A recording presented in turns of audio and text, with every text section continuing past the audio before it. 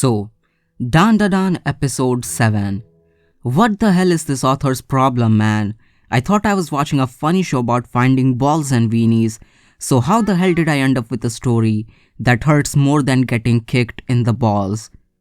This is straight up one of the darkest and most tragic anime episodes I've seen this year, and a very solid contender for episode of the year.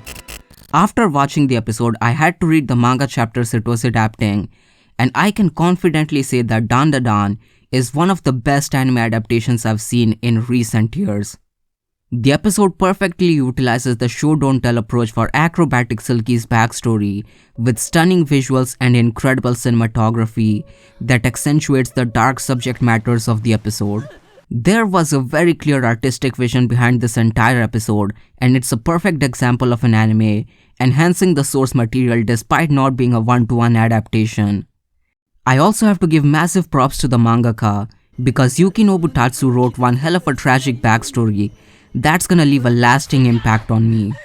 Dandadan episode 7 is cinema in the truest sense of the word, and let's talk about it. The episode starts with a crazy POV shot where we see Acro Silky running through the streets frantically searching for someone.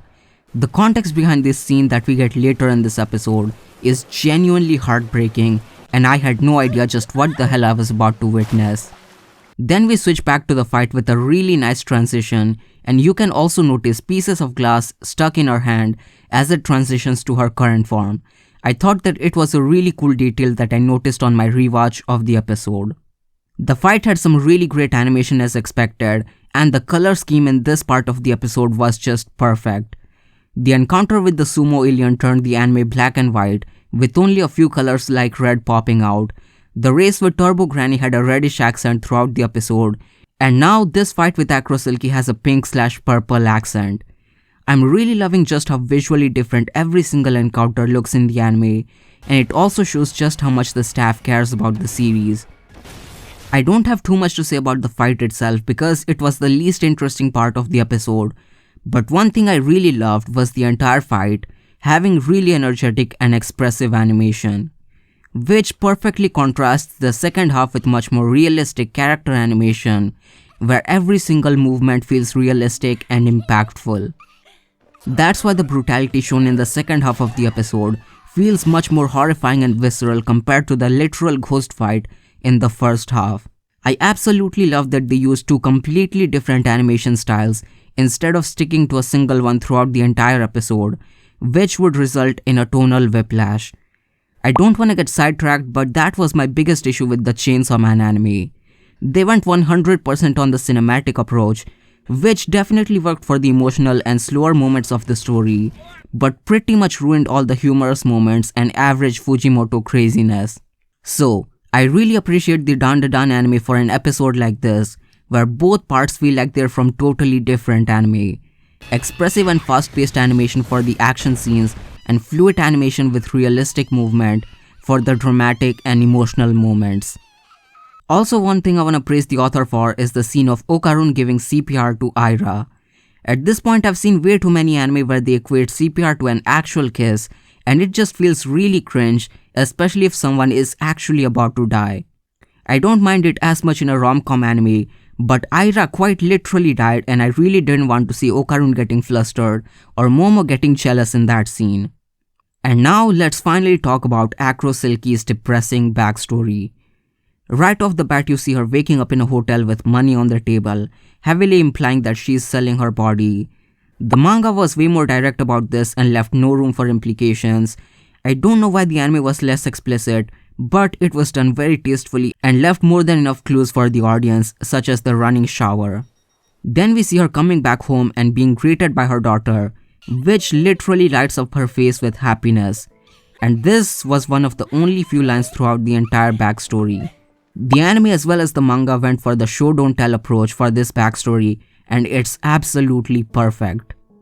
I always appreciate authors respecting their audience's intelligence by not relying on heavy-handed exposition. It's way more engaging to figure out and understand Acro Silky's situation and relationship with her daughter through scenes of them living their life together as opposed to a narrator telling you how close they are supposed to be.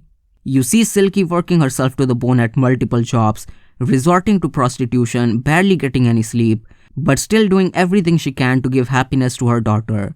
Seeing that precious smile on her daughter makes all the struggle worth it. And that's why it hurts so much to see her only source of happiness being dragged away by the debt collectors.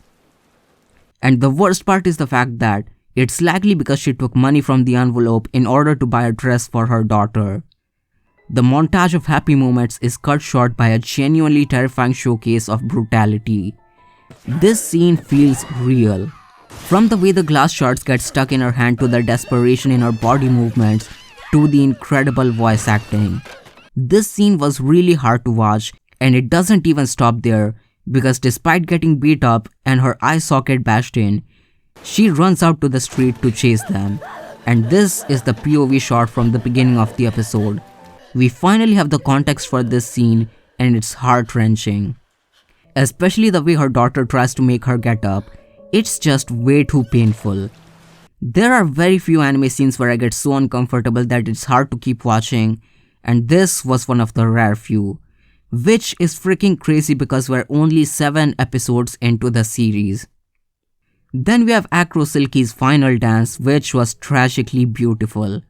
I'll be honest, on my first watch I didn't understand the dance because I thought she died on the streets from blood loss, but that's why the scene hit me so much harder on my rewatch when I finally realized what happened.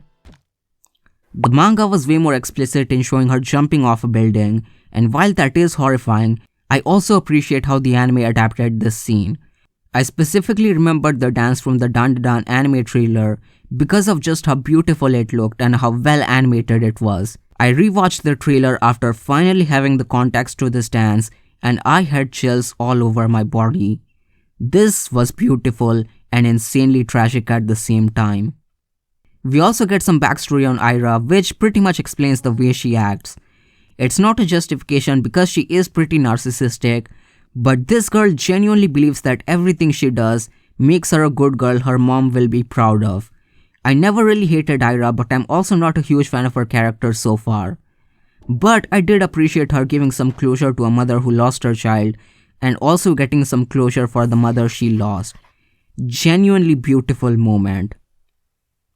The manga also kind of implies that the daughter died as well, as Ira prays that they both go to a kinder, more fortunate world. This episode was a masterpiece and easily one of the best anime episodes of 2024. Really excited and honestly terrified to see what Dandadan has in store for me next. Leave a like if you enjoyed the video and consider subscribing to the channel for more anime and manga content.